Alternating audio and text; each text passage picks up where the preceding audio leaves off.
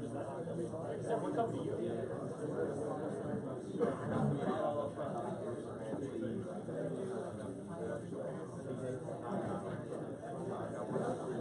right, Rabbi say let's begin. All right, we'll say good morning. We are Meretz Hashem beginning the third parak today. I thank you to Yehuda for giving the shir yesterday on Shabbos, finishing up the parak. We are beginning in Meretz Hashem Shatov Mislachas, the third parak of Avoda Zara this morning, Kalat Slamim. So let's begin. Today's daf is Mem Aleph 41. We are picking up on Mem Amud Beis 40b with the Mishnah. Kalat Slamim Asurim. So in today's daf, we're going to be distinguishing between what I guess we would call a pesel and a tselem. So a pesel, of course, is an idol. Tselem, ultimately, again, is also an image, but usually, again, some type of human image. It's usually image of a person. So kolat tselem asurim. So if you come across a tselem, which is an image that has a human-like appearance, so it's asur. Why? Because Rabbi Meir says that these type of images were often worshipped up to once a year. These are the words of Rabbi Meir. The Chum say, Eino Aser, it's not true. If you find it Selim, say if you find some type of human image, you don't have to automatically, so really what Rabbi Meir is saying is as follows. Anytime that you find it Selim, some type of image of a person, you have to assume that it has been worshipped. Now perhaps not on a continuous, consistent basis, but at least once a year. The Chum say no. The Chum omrim, Eino Aser, the Chachamim, on the other hand, say, in general, you don't have to assume that a tselem has been worshipped, unless, of course, the tselem is holding something. Now, we'll discuss this, obviously, more in the Gemara, but if the tselem is holding a staff, a tzipor, a bird, or a kador, some type of round-like object, so then it's going to be asur. Rabbi Shmuel Silber says, Kosh af kosh yish biyado kol davar. Rabbi Shmuel Silber comes along and says, it doesn't have to be one of these aforementioned items, but rather, as long as the tselem is holding anything, ultimately, again, this means that tselem has been worshipped, and therefore it is asur. Says the Gemara, so let's analyze this. But Rabbi Meir holds that if you find the tselem, it is going to be asur. Why? Because you have to assume that it is worshipped once a year.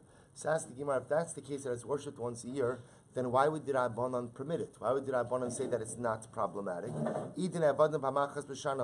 time of the Rabbanan.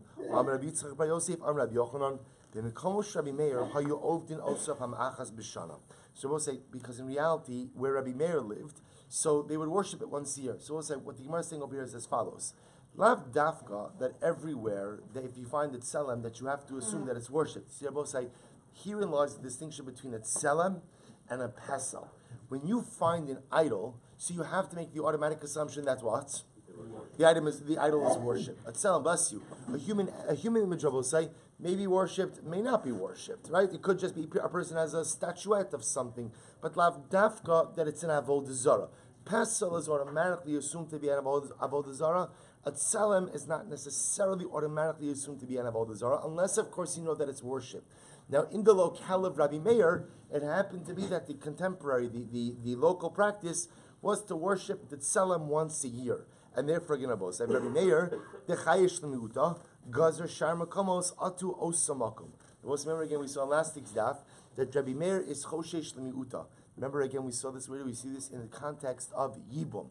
Rabbi Meir holds that a katan or a katana is not permitted to go in and do yibum out of the concern that what? That perhaps, again, the katan is a sris, or the katana is an islandess, individuals incapable of having children. And remember again, the halacha is that the only time that a yibum relationship is permitted is when it has the ability to go ahead and produce offspring. If one of the parties involved we know is incapable of producing offspring, there is no yibum. Even though Rabbi Meir therefore is of the opinion that we don't let a katan or a katana do yibum. Why? Out of the concern that they may be a sris or an islandess. Even though Rabbi said that is a remote possibility, Rabbi Meir is the shita, so he holds we are choshesh l'miuta. We are choshesh l'miut. Therefore, since Rabbi Meir is locale, so what? So they would go ahead and worship the tzelem once a year. Rabbi Meir was choshesh that other places engaged in this practice as well. And even though, again, it was not the common practice, Rabbi Meir is the one who is choshesh l'mi'uta. V'rabbanim de lo chaysh l'mi'uta, lo gazer shar makomos ata osam makom. The Rabban Rabbi say, on the other hand, who are not choshesh l'mi'uta, they say, okay, Rabbi Meir's locale, they happen to worship the Tselem once a year, but that was not common practice. Therefore, essentially, the Rabbanon holds, unless, of course, you know for sure that they worship the Tselem, you need not make that assumption, and therefore the Tselem will not be Aser. Amr Rav Yehuda Amr Shmuel. Thank you. Amr Rav Yehuda Amr Shmuel. So Yehuda says the name is Shmuel. Ba'andarti shamalachim shaniu. This is not just any type of tselem we're talking about, but rather again we're talking about. If you look at Rashi, andarti kishamelach meis osin suraso bepesach hashad zikaron. So both say comes along the Gemara further qualifies this. What type of tselem are we talking about? A tselem that was made in the image of the king. Why would they make a tselem in the image of the king? So Rashi points out over here, andarti kishamelach meis, because when the king would die, osin suraso bepesach hashar. They would create an image of him at the entranceway to the city, l'zikaron, as a memorial. V'hasam ka'as Rabbi Meir da'agav chavivusa palchile. See, Rabbi say it's dafka when Rabbi Meir says that it's tselem, that an image, that a human image is going to be aser. That's dafka talking about. The Gemara is further qualifying this. Dafka talking about the image of a king, because they would go in when the king would die, they would make an idol of him. They would make his image, and again, apparently, they would worship it. They would worship it. That's Rabbi Meir says that type of tselem is going to be aser. Amar Rabbi Bar Chana, Amar Rabbi Yochanan, a further qualification. Ubaomdin al Pesach Medina Shaninu. Furthermore, again, this is when the image of the king is positioned or stationed at the entranceway to the country. Rashi says, Ubaomdin al Pesach Medina Shaninu. Bahano ka'as Rabbi Meir de chashiv. We'll say it's in this context that Rabbi Meir asers because that's chashiv. So if it's an image of the king stationed at the entranceway of the country, that's when Rabbi Meir ultimately says that such a tselem will be aser. Top of Mem Aleph. Amar Rabba says, Machlokis b'shal kfarim. Rabba says, the machlokis between Rabbi Meir and the Chachamim, that's in the kfarim, that's in the villages. Aval b'shal krachim, Rabba say, but if you find human images in larger cities, divrei hakol mutter. Everyone agrees that'll be mutter. What's the reason for that, Rabbi say? My taima, l'noi avdilu. Because Rabbi say in the larger cities, it was common to make images not for idolatrous purposes, but for what purposes? Decorative. In villages, so Rabbi say, so now the Gemara is making a distinction between villages and cities. Very apropos, right? Again, it was almost Purim. First Mishnah Maseches Megillah about the distinction between reading the Megillah on the Kfarim and the Krachim. So here the Gemara makes another distinction between the Kfarim and the Krachim. In the Krachim, in larger cities, so they would also have human images, that, not for idolatrous purposes, but for decorative purposes. So those slumim in the large cities are not aser. However, again, in the villages, where I guess they didn't necessarily make these type of images for decorative purposes, if you find them, it's usually used for idolatrous purposes. Says the Gemara, 1 second. Mi'ika lemanda amar lenoi ka'avdiluhu, udikfarim vaday lemiflechinu avdiluhu. So we'll say, so if that's the case, you're telling me that what? You're telling me that in the large cities, they go ahead and they make it for decorative purposes, and in the villages, they go ahead and they worship it. So the Gemara says, so then how would the Rabbanon ever permit that? In other words, what you're telling me is that the machlokis is what? The machlokis is in the villages, but not in the large cities. In the large cities, everyone agrees that it's decorative purposes. In the villages where they worship it for Avoda Zara, why would the Rabbanon then be matir it? I will say, if it's known that in the villages they worship these type of human images, then why would the Rabbanon say it's mutter? Ella I itmar hachi itmar. Rather, again, here's you have to frame the machlokis. Amar Rabba, machlokis b'shal krachim. The machlokis I will say is in the large cities. Aval b'shal kfarim divrei hakol asrum. So the Gemara now just flips it. I will say in the villages, everyone agrees that these human-like images were worshipped. Therefore, they have the status of Avoda Zara. Everybody agrees that it's aser. So where is the machlokis? I will say the machlokis ultimately is in the large cities. What's the machlokis? The Rabbanon will say in the large cities, these human images were often created for what purpose? For decorative purposes. Rabbi Meir says that again. Now Rabbi Meir will say this is Rabbi Meir the Shitas. Rabbi Meir will say that since it's possible, since there are some in the larger cities that ultimately worship this for Avoda Zara, Rabbi Meir is the one who is chayish l'miuta. He is the one who says you have to be choshesh even for a very small possibility. Therefore, since it's known that some do worship this tselem even in large cities, Therefore, you have to treat it like Avoda Zara. And I will say this becomes the fundamental machlokus between the Chachamim, ultimately again, and Rabbi Meir. Fine. So the Gemara goes weiter. So we'll remember again. The Chacham, so Rabbi Meir therefore holds. Rabbi Meir holds. Anytime you find it tselem, and again we're defining it tselem right now as something, an image of a human form, image of a person. So Rabbi Meir says that anytime you find a tselem, image of a person, so you have to assume that it's worshipped at least once a year, even though this is a miut, right? Rabbi Meir is choshesh b'miuta. The Rabbanan say no. If you find stam a tselem, a human image, you can assume that what? It's for decorative purposes. Unless, of course, you find that human image holding something. If it's holding something, specifically, again, a staff, a bird, or some type of kadr. Kadr literally means like a bowl. We're going to see what it means as an image of the earth. Right? That's when you have to assume that it's perhaps used for idolatrous purposes. So now the Gemara is going to define each of these things. About asurin. So we'll say, so what's the pshat? So Chum say, if you find the human image and it's holding something, so now the Gemara goes through the list of items. Makel. What does it mean if you find the human image and it's holding a staff? Sheroda es atzmo tachas kala olam kulo kimakel. We'll say the idea. So the Gemara is phrasing this in a way that is disparaging to the idol. So the idea is also, if you find the human image and it's holding a staff, the staff represents dominion.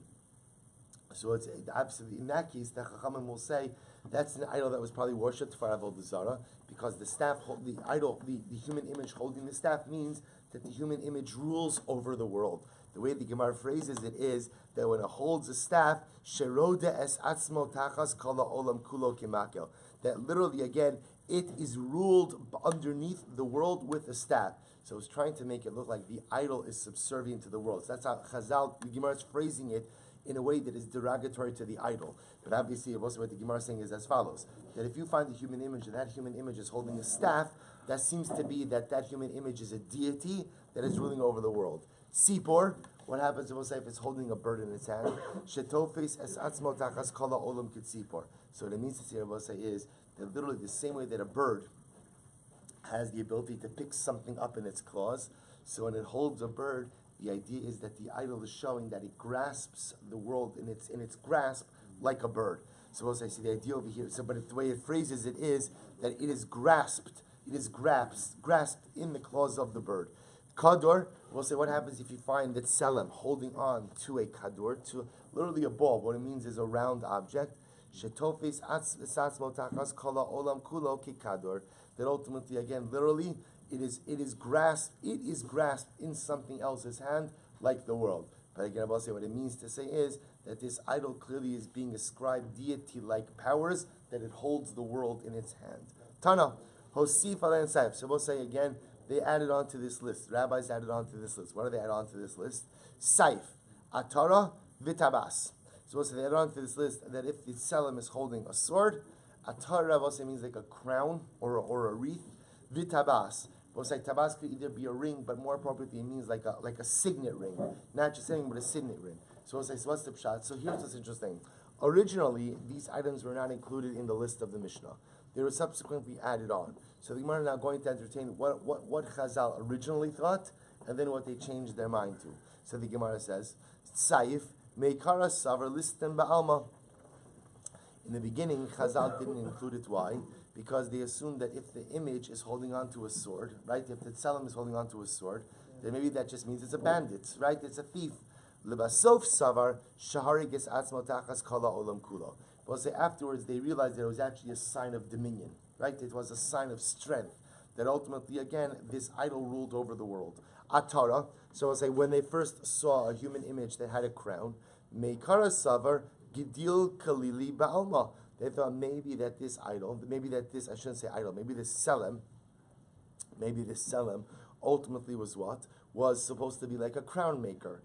Ulbasov savar ka'atara lemelech. Then they understood that the wreath represented ultimately the crown of a king, ascribing monarchical qualities to this idol, to this selem.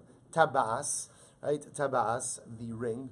Meikara savar ishtaima ba'alma. So in the beginning of us, they thought, if you look at Rashi, it's the fourth line from the top on Rashi, the last wide line. Shaliach hanosei chosem v'shalcho.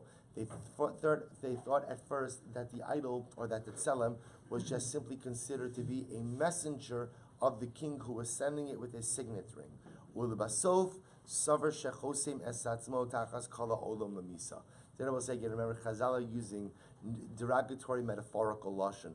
Then they saw it was literally that it meant that this tselem had the control to condemn the earth in its entirety to death. Okay, so again, they phrase it differently, that this idol was underneath the entire world for death. So the idea being about, so they added on these three things, the sword, the wreath, and the signet ring, as further signs of the dominion and of the strength of this particular idol, or of this tselem. Rabbi Shmuel Silber came along and said, Kol sheyish biyado kol davar. So Rabbi Shmuel comes along and he adds on, he says anything. Any time that the tselem is holding anything in its hand, that represents the idea that what? That this tselem is worshipped as an Avoda Zara. So Rabbi said, this is an interesting question. Tana, afilu tzrar, afilu kisem. So Rabbi said, anything literally means what? Anything literally means anything. Even if the tselem was holding in its hand a tzrar, a pebble, or a kisem. Kisem means a twig, right? A piece of wood. So we'll say even that. So we'll say in Rabbi Shmuel's model, once the tselem was holding on to something, the act of holding on to something represented dominion. So if you found the tselem, a human-like image, and that human-like image was holding on to anything, that represented the idea that this item was an Avoda Zara item, and therefore again was worshipped. Meaning, so the idea of holding on to something means you have control over that item. So we'll say this is the Gemara to ask a very interesting question. First wide line, Mem Aleph Amud Aleph. Bay Ravashi, Tafas Biyadot Soa Mahu. We'll say what happens if the tselem is holding on to excrement, right? What happens if it has excrement in his hand? So mi'amrinan, kule alma zilu ba'ape kitzoa. So is it saying that Avosai, the message is that what? The message is that in the eyes of this tselem, the entire world is like excrement. Uncle Mike, what are you running for office over here? Sit down. Come on, what's going on? Sit down already. Sit down. Fist pumping and everything. We're here to. So says the Gemara the following. So what happens? What happens if the idol, if the tselem is holding excrement in its hand? So we'll say, so what's that? What's the message there? Do we say that what it means is that the entire world is like a pile of excrement in the hands, right, in the eyes of the tselem? Meaning, so does the excrement represent the power of the tselem? Or Dilma, who miu dizil ba'ape kuli amakitzoa? Or I will say, perhaps again, this was the way of society degrading that particular idol or that particular tselem. Meaning the idea is the fact that they fashioned this tselem with excrement in its hand, meaning that this was a tselem that was disrespected. So is it a sign ultimately again of the tselem being respected, so respected that the entire world is like tsoa in its eyes, or that the tselem is like tsoa in the eyes of society? To which the Gemara says, teku. So we're not sure. Again, we'll say it's a meaning we just teku. We'll say now again the implication of the teku. Remember, is we're going to see the implication of all of these discussions of say is this particular tselem going to be asar ba'ana or not? If it's avodah zara, then it's asar ba'ana. If it's not avodah zara, then it's not asar ba'ana. So in this case, obviously with it, so it's going to be a teku. Mishnah. We'll say the Gemara goes weiter. The Gemara says as follows. The Mishnah says so. Excuse me. Hamotzi shirei kelim. Listen to this. I go ahead and I find broken pieces of a tselem. So what I said, there was an intact human image, and then what happens? It's broken. So the shaila is, what is the status of the shards? Right? What is the status ultimately again of the broken pieces? So hare elu mutarin. Ultimately again about saying, so the shards of a tselem are going to be mutar. Now, look at Rashi for just a moment. So Rashi kind of goes ahead and gives us coming attractions over here. So Rashi says, Taimam mafarish b'gimara, Dechihavu shleimim, safek lo avdum, Vimtim salomar avdum imar bitlum, Lekach shivrum, have svek sveka ulukula. So listen to this. If you go ahead and you find a shard, you find a broken piece of a tselem, so that broken piece is mutter ba'ano, right? It's mutter. Why? Because it's a svek sek, a double suffix. I will say, what's the double suffix? So as we just got finished saying, a tselem is not necessarily worshipped at all. So suffix number one was, maybe it wasn't worshipped.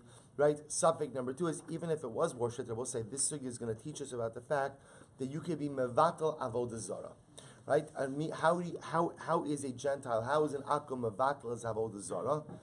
One of the ways he can be mevatel it is how by breaking it. Once he breaks it, that negates the avoda zara identity of the item. So therefore, if you find a shard of its selem, the Mishnah is going to say that what? That it is going to be mutter al svek sveik, a double suffix. Suffix number 1 is that since it's a selem, maybe it was never worshipped to begin with, and even if it was worshipped, then what? The fact that it's broken maybe tells you that the oved avoda zara was mevatel. We'll see that in the Gemara. So the Gemara says, Matzah tavnis yad or tavnis regel. But if you find an intact image of a hand or an intact image of a foot, hare elu asurim. We'll say this will be asur. Why? Mepnei shekiyotse bahen nevad. Because it will say sometimes again, just a hand or just a foot is worship. Now again, we will define the scope of this as well. So we'll say what the Mishnah is saying is as follows. It's actually quite interesting. It's not contradicting itself. So even though we just said before that's what? That if you find the piece of its selem, it's mutter, right? Because svek. However, if that piece is what? If that piece is an intact hand or an intact foot, it is still going to be asur because those pieces were often worshipped on their own. Again, we'll discuss the scope of that in just a moment. Says the Gemara, Amar Shmuel, Shivrei avodas kochavim. So Shmuel says, that will say when it comes to broken pieces of avodas kochavim, so the Gemara says, so look at Rashi for just a moment. Rashi says, Amar Shmuel, afilu shivrei avodas kochavim.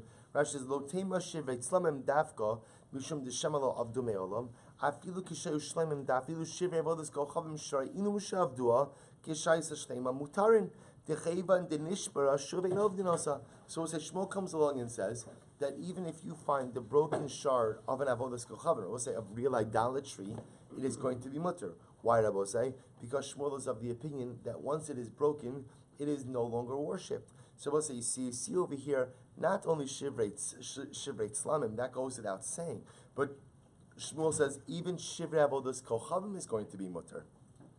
I v'hanan tanan shivrei tzlamim. So we'll say, so remember again, so what the Gemara is saying over here is as follows.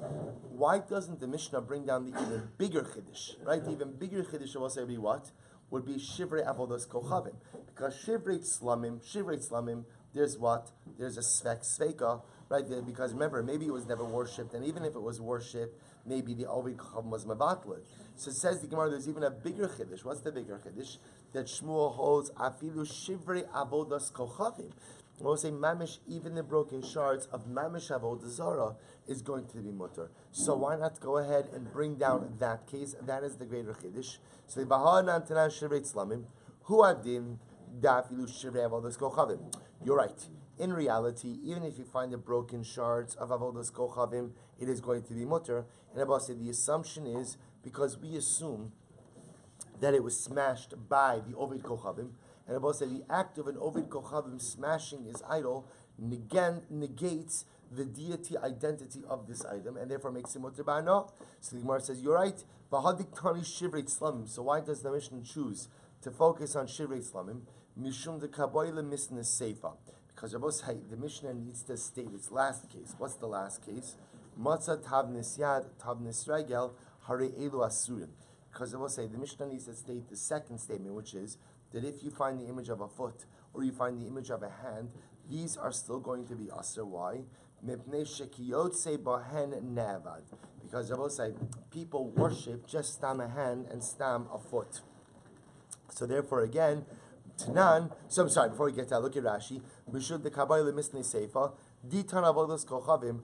Have amina dafka avodas kochavim. Demasat tabnis yad tabnis regel dasura. Avat slam afilo tabnis yad. Shari, Lachitan Beresha Islam, Lememar Dafakav, the Shemalo Abdum Afilochi, the Shever Chashuv, Kigon, Tavnis. Supposed to listen to this. So the Gemara says as follows. Since the Mishnah needs to state the Seifa, what does the Seifa say? That if you find an intact foot or if you find an intact hand, so it's going to be asur because people worship this. So therefore, you know, say, had the Reisha spoken about Shivrei Avodah Zara, you would have thought that it's only by Shivrei Avodah Zara that a Yad or a Regel is problematic. But by Tzlamim, a Yad or a Regel would not be problematic. and that's not the case. Therefore, we'll say, what does the Mishnah do? The Mishnah begins by teaching us that shivreit slamim, right? That if you go ahead and you find a broken shard of a human image, that will be mutter, unless, of course, what? It is a hand or a foot, in which case, even by tzlamim, these items will still be asur. So says the Gemara, Tanan, matzah tavnis, regal elo asurin, mipnei shekiyotze bohen nava. So also remember again, the Gemara is just quoting the Mishnah. So remember, the first statement of the Mishnah is, if you find shards of a broken human image, right? So what's the halacha? We'll say, what's the halacha? What's the halacha? Mutter, right? As we just said, svek sveka. However, again, if you find a hand or a foot, that will be asur. Why? Because people worship a hand or a foot. But one second, amai, why is that? Amud Bezer will say, v'hashvarim minhu. We'll say, now the problem is, this seems to be an inherently contradictory statement. You just told me that if you find broken pieces of a tselem, you have a human image, it was broken, you find one of those shards, what's the halacha? It's mutter. Why, Rabbosai? Why? Svek sveka. So I don't understand. Why doesn't that same logic apply to a hand or apply to a foot? That's also a shard of a human image. So why is the hand or foot treated differently? Oh, I'll tell you why, says the Gemara. Tirgim Shmuel ba'omdin al basisan. Ultimately, again, Shmuel says, what's the case? The case is where you find the hand or the foot on some type of base. So it's a mounted hand or a mounted foot. In which case it will say what? It appears that ultimately, again, it's chashuv. If you look at Rashi, Rashi says, al b'sison, al kanan makam hamatukan la, kevan desinu asam vadei palchulu. The fact that the foot or the hand is mounted on a platform ultimately seems to indicate to us, what Rabbosai, that this is chashuv. So because it's chashuv, even though, again, it's not attached to the rest of a form, you have to be choshesh that it's avodah zara. But it's actually interesting. Rashi says, Tosa says over here, ba'omdin al b'sisan, he quotes over here Rabbi Tam, in the middle of Tosas, near the Rabbi Tam, the far sheish ban beis moshav rochav, sheyoshvin alav levadam, ve'ino nirim kishvarim, ela nira shekach hayu mitchil nasir. So it seems to be a little of machlokes Rashi Tosas. Rashi says over here that the hand or the foot is mounted on a platform.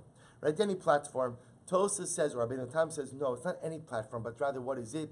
It's a platform that's wider than the hand or the foot. So the idea is, if it's wider than the hand or the foot, then it appears that it is an intentional mounting. So because of that, that's what we ask. So therefore the Gemara qualifies this. Inochinami, if you just find the hand or you just find the foot of a tzelem, what's the status of the hand or the foot? Right? Svekseka. It's mamish. That's the first case of the Mishnah. That's shivreit slamim, which will be mutter. With the case where the Gemara says if you find the hand or a foot, it is usher because you have to be choshish that it is worship. That's obviously where you find a mounted hand or foot. If you find a mounted hand or foot, that's where you have to be choshish, which makes sense. If you find that the hand or the foot is on some type of platform, either according to Rashi, it's just a platform, according to Tosas, it's a wider platform, then you have to be choshish that ultimately, again, it will be worshipped. And also you could see in the olam of Avoda Zara why a hand or a foot would be considered to be significant, because I will say both the hand and the foot could potentially represent idolatrous dominion, right? The hand being holding the hand, the foot being under the foot. So therefore you have to be choshish if it's on a basis. Itmar, I will say, this is a fascinating machlokes. Avodos kochal. So let's go back for just a second. So if you find the shard of an avodah zara, or I should say differently, the truth is, we see now, if you find the shard of a tzelem, or even avodah zara, according to Shmuel, it seems to be that it would be mutter. Why? So we'll say because, at least for the tzelem, there's an issue of svek sveka. Maybe it was never worshipped, and if it was worshipped, then what? Then perhaps again the avodah zara smashed. So we'll say, even though the Gemara doesn't say it explicitly, you begin to see a fascinating halacha, which is, and the Rambam discusses this, although we don't really have to get too much into it, but the Rambam in Hilchos Avoda Zara discusses how you negate the identity of an Avoda Zara. So there's a whole distinction also the Rambam makes. We'll see it between a Jew and a non-Jew, Avodah Zara worshipped by a Jew versus by a non-Jew. Again, we'll get into these technicalities, but one thing is clear, which is that if an Oved Avodah Zara smashes his idol, essentially repudiates his idolatry, then he has negated the idolatrous identity of the idol, and therefore the idol is no longer avodah zara in nature, which means that I can go ahead and get hana from the shards. Now the Gemara asks a fascinating follow-up shaila. Itmar, I will say second line, Mem Aleph on the base. Itmar, Avoda's kochavim shenishtabra me'eleha. We'll say, what happens if the Ovid Avodah Zara didn't break the idol, but what? The idol broke by itself. It broke by itself. Right? Whatever happened, it fell over and it broke. I'm sorry? Oh, good. Mamish, right?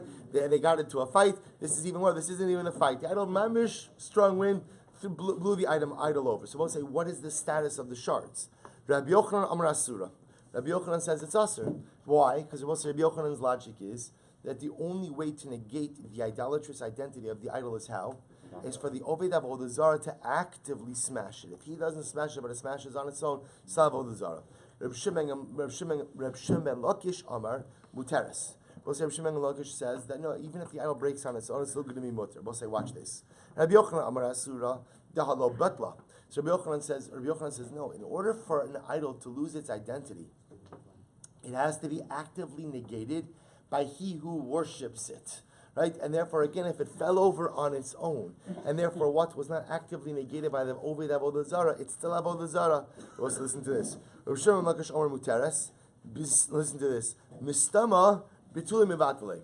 See what Reb Shimon Lakish says? It's mutabana. Why? Because it will say if the idol falls over on its own, and what? And breaks.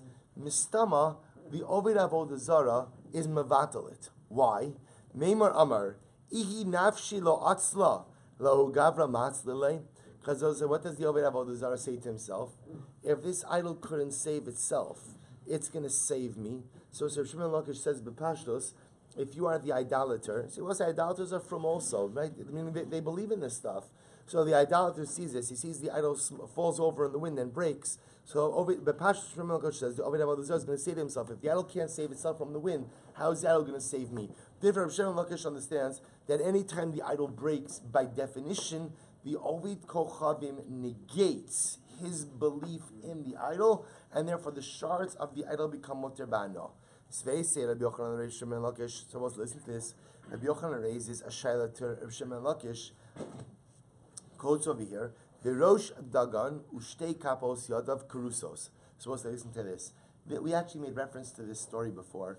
This is the episode in Shmuel Aleph, where remember this is the unfortunate story where the sons of Eli lead the Jewish army into battle against the Plishtim, and they take the Aron out. The Aron is captured by the Plishtim. The sons of Eli die in battle.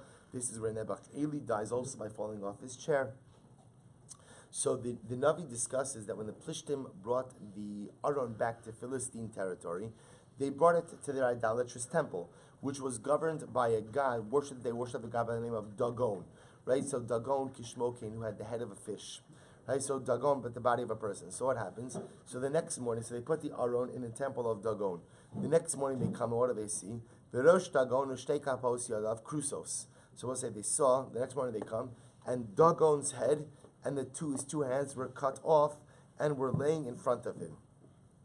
They were laying on the threshold of Dagon's temple. Ksiv Akim lo yidrichu kohane Dagon. So listen to this. So now the pasuk says that after this episode, the priests of Dagon would not walk on the threshold of the temple. They both say, now it sounds like, why would they not walk on the threshold? Because since the head and the palms of Dagon were on the threshold, therefore it was kaddish, right? It was kaddish. They wouldn't walk there. But say now, according to Rabbi Yochanan says, what do you see from here?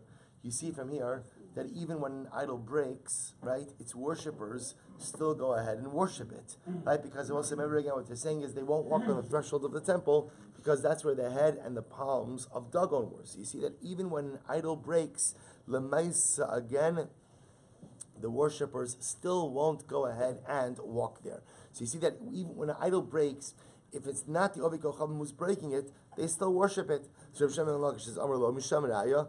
Why you bring a raya from there? Hasam shemanichen es hadagon va'ovdin es hamiftan. I say, no, you're missing what happened over there. When this whole thing happened with Dagon, they stopped worshiping Dagon. What did they start worshiping?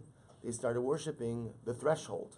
In other words, the threshold became, the reason they didn't walk on the threshold, Rabbi say, is because they started worshiping the threshold. The Amri Hachi, because they said, Shavke Isire the Dagon, the God of the heavens has left Dagon, Va'asa Isivle ala Miftan. and obviously has rested his power on the threshold. In other words, they saw in that episode that the threshold had greater power than Dagon.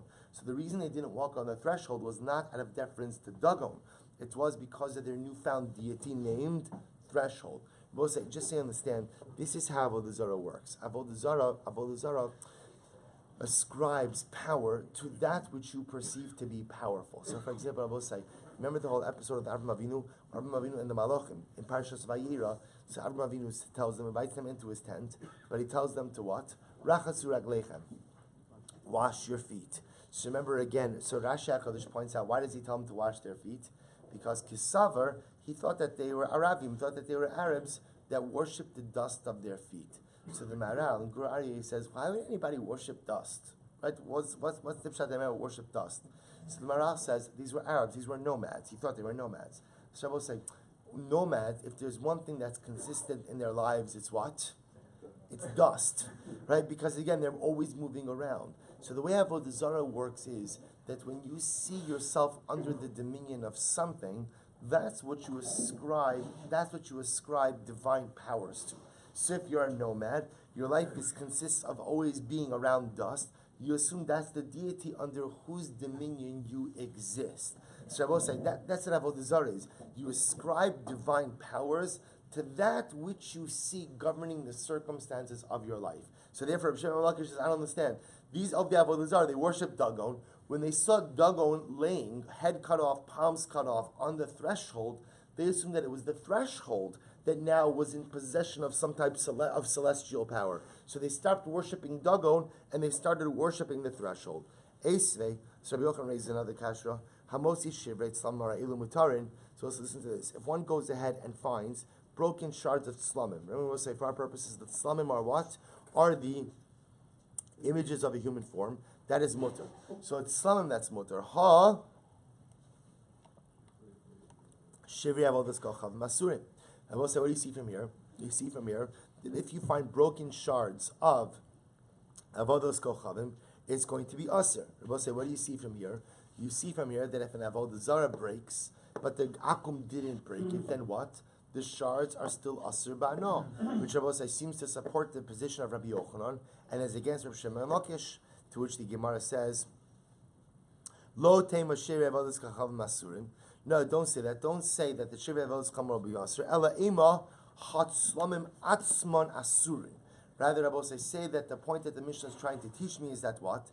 It's only Shivrei Tzlamim which are mutter, but the Tzlamim itself, but the Tzelim itself, if it's intact, will be Aser. Ustama Reb Meir. And Rabbi say, therefore, you have to say that the Mishnah reflects the view of Reb Meir. Reb Meir, again, from the previous Mishnah, is Choshesh Lini Uta. Ultimately, it's Choshesh Shalomiyat. That's what Rabbi say. That some people do worship Tzlamim.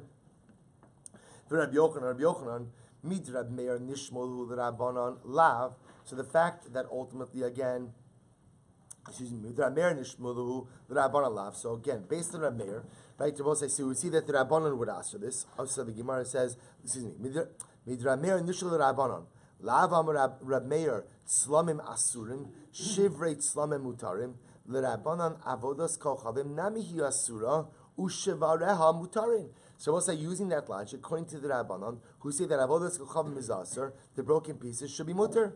To which the Gemara says, Hachi hashtahasam, Amar avdum, Amar lo avdum. We'll say here's the difference. When it comes to tzlam, we'll say this is the svek sveika that Rashi pointed out before. When it comes to tzlam, we'll say the issue is as follows. Who is to say it's possible that they weren't worshipped at all? And if they are worshipped, if imtim tzlamar avdum, Amar Botlum. I will say the reason why you could be makel with Shivrei Tzlamim, I will say, is why? Because the Tzelem itself is a suffix. In other words, maybe they worshipped the Tzelem, maybe they didn't worship the Tzelem. But if they did worship the Tzelem, maybe the fact that it's broken means what? Somebody smashed it and negated its identity as an Avodah Zara. Avodas Kochavim Vadei Avdua. I will say when it comes to Avodas Kochavim, it was certainly worshipped. Mi Yemar de Botla. Who says that it was ever negated? Have a safek uvade. So we'll say, let's just stop over here for just a moment. What the Gemara is discussing over here is as follows. Herein lies the fundamental distinction between the tzelem and the avodas kochavim. When it comes to a tzelem, I will say, the reason why everyone will agree that the shvarim, that the broken pieces will be mutter is why? Because there's a double safek. What's the double safek? Safek number one is what? maybe it was never worshipped to begin with, right? Because remember, again, everybody agrees that a tselem is not always worshipped. Rabbi Meir's Choshesh L'mi'uta says you have to be machmir. But everybody agrees that at the end of the day, a tselem is not always worshipped. So number one, maybe it was never worshipped. Number two, even if it was worshipped, then what? Then what? Maybe it was actively smashed and therefore had its Avoda Zara identity negated. That's why when you have a double suffix, you can say that what? That the shards ultimately again will be mutter. I will say you can't apply that same logic to Avoda's Chavim. Why? Because when a mamish comes to idolatry, Avoda's Chavim, Vadei Avdua. I will say, when you find an Avoda's Chavim, when you find a pesel, you find an idol, you find Avoda's Chavim, you must make the assumption that what? That's what? That it was worshipped. That it was worshipped. Okay, now the issue is that you find it smashed. So there's what? There's what? There's a suffix. But it's only one suffix. Ve'ein suffix motze midei vadai. I will say, and the Gemara says there's a principle, which is what? You have one suffix. That one suffix, I will say, is that what? Is that maybe the idolater smashed it intentionally, and thereby negated its identity as an Avodah Zara. So I'll say essentially what you have is, you have a suffix and you have a vadai. Let's work backwards. What's the vadai? That it was worshipped. What's the suffix? That maybe it was actively broken by the akum, thereby repudiating its identity as an idolatrous force. But I will say we have a principle of a suffix motze midei vadai, that a suffix cannot remove the vadai status of something else. Therefore, I will say, using that logic, we would have to say that when you find broken shards of an Avodah Zara, what's the status? What's the status? It's going to be Asr Ba'anah. So I will say, now, the Gemara says, 1 second. Is that true? Is that true? Then suffix meets modei vadai. So we'll say, now we're going to challenge that principle. So essentially, we'll say, we've now just, it's very important, because we've now just worked through the Svara. The svara of permitting shivrei tzlamim, I will say, as we've established, is svek sveka. The problem when you get to shivrei avodas chavim, I will say, is that you don't have a svek sveka. What do you have? Only one suffix, chad suffix, right? But we'll say but not only that. That chad suffix is that one suffix is working against what? A vadai. What's the vadai?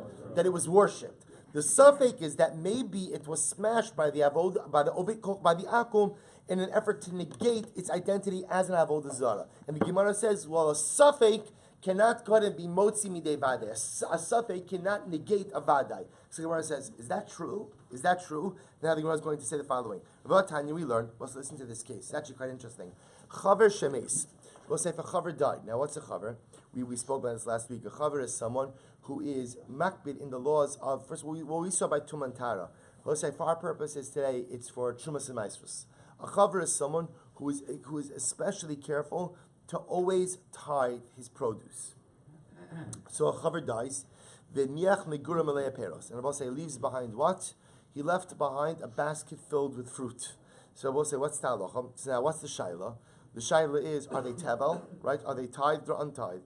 Afilu b'nei yoman, even if mamishi just brought home that basket of fruit today, harehem b'cheskas mitukanin. We assume that what? They are properly tithed. I v'ha devadai tevili safek asrenu safek lo asrenu. So we'll say, but 1 second, you had this basket of fruit, right? We'll say, what's the status of this basket of fruit? Here's what we know by the basket of fruit, which is what? At some point in time, what were they? They were vadai tevel, right? Because remember, I'll say it's not unique. Every fruit at some point in time is vadai tevel. And now what? Safek asrenu safek lo asrenu. Now the chaver brought it home. It's a suffix whether he tithed or he didn't tithe it. Now he's dead, so we can't find out. The kaasi suffix umotze midei vadai. And I will say, what do we say? We say that no, we treat the basket as being what? As being definitively tithed. So what do you see from here? That suffix motze midei vadai. We'll say the vadai is that it's definitely tevel. The suffix is that maybe he tithed it, and we say no. Suffix motze midei vadai, and therefore what? We say that Lamaisa it's tied. So you see from here something was even vadai. Which the Gemara says, no. Hasam vadai uvadaihu. We'll say, no, you're missing the point. The Gemara says that's not a case of Safek and Vadai. That's a case of Vadai and Vadai. The Vadai asrinu. Because I will say, remember again, this is a chaver. When it comes to a chaver, I will say, what do we say?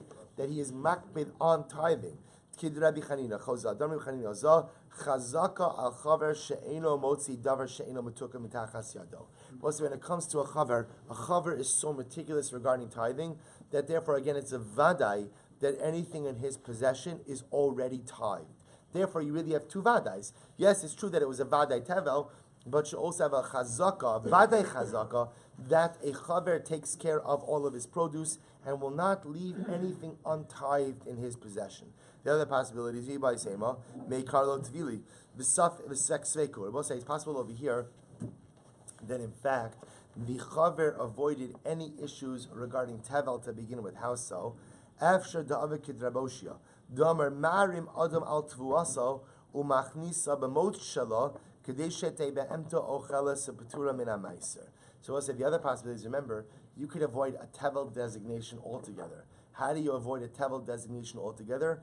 By bringing the produce in an unfinished state into your home. Because produce also only becomes chayiv in Trumas and Maasros, A when it's finished, and B when it's what's called roa pnei abayis. But if you bring it into your home in an unfinished state, the obligation for tithing is not even triggered. So also the Gemara is just pointing out over here that you're saying that it's vadai tevel. I could construct a case where it's not even vadai tevel. But I will say either way, what the point the Gemara is making is this is not a good example of safek mitzeh modei vadai. Either because what? Either because it's not a safek that the chaver tithe, it's a vadai that the chaver tithe. Therefore, it's just a vadai against the vadai, and the vadai that he tithe negates the vadai that it's tevel. Or second possibility is it's not a safek tevel. Why is it not a safek tevel? Because I will say it's quite possible that he brought the produce into his home in a way in which the tevel identity was never triggered. So Gemara says, really, is that true? I want to just point out the Gemara is challenging the principle.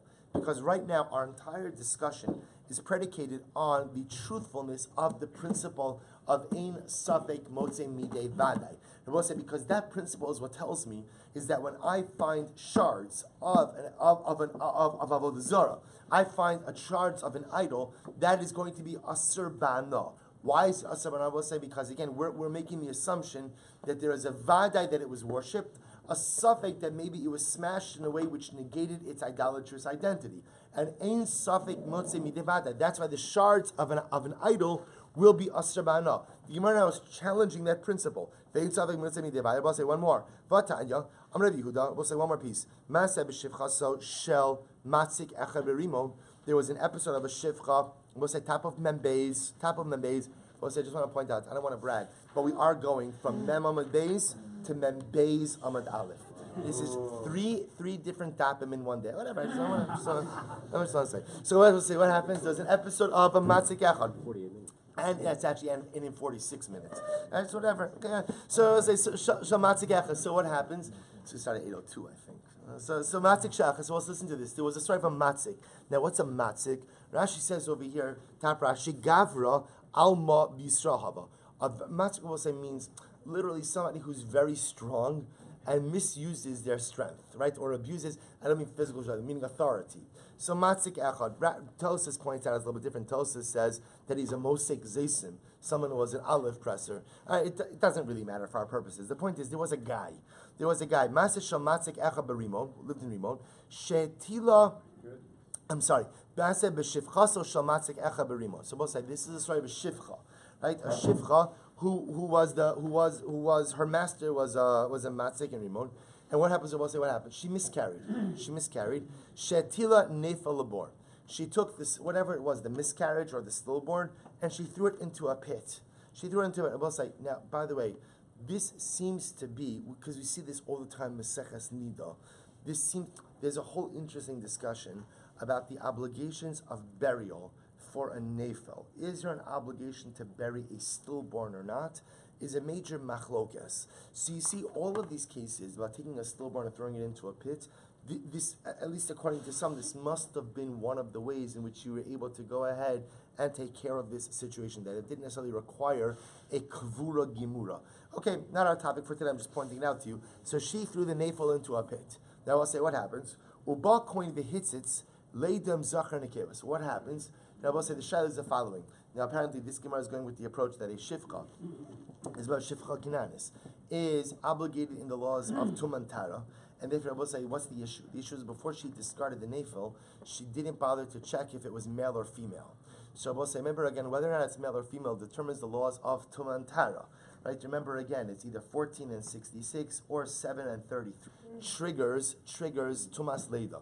For example, I will say the halacha is a woman could go ahead and miscarry a sac filled with fluid. It could be an amniotic sac, but lav dafka that the embryo is fully developed enough to ultimately trigger Tumas Leida. So therefore, the Gemara retweaks the case a little bit. The case over here is where the woman went ahead and discarded an amniotic sac into the bar. The issue is, and what happens, so we don't know, was it a baby or not a baby? Does it trigger Tumas Leida or not trigger Tumas Leida? So I don't understand. Rabbi say, but the way that it reads is that the coin bent over to peer into the pit to see if it was male or female, which seems to indicate that what? That she definitely discarded a baby, right? Or at least a human form, and therefore the only shaila is the gender. So the Gemara says, this is what it means to say. Leida im ruach epila im nefel hetila. No, here's the case I will say. She discarded a sack. And what happened? The coin peered over into the pit to see, number one, what ruach epila means, was it just a sack without a real baby inside of it, or in nefel hetila, or did she discard a baby? Tim salomar nefel hetila, and if you want to say that it was a nefel, leida im zachar im nekeva. Ultimately, again, to see was it a zachar or was it a nekeva. So therefore, Rabbi say, what would this make it? This would make it a case of svek sveka, right? This would be double suffix because again, suffix if it was a baby, suffix if it wasn't a baby, and even if it was a baby, maybe the chulda or bardulus came along and what? Came along and already dragged it away. That's why they deem that the coin was tar. We'll say one more line, then we'll stop. The other possibility is kevan shechulda bardulus mutzuyin sham vaday gararu. The other possibility is, once it's known to be a place where the chulda and the bardulus are there, therefore what's supposed to say?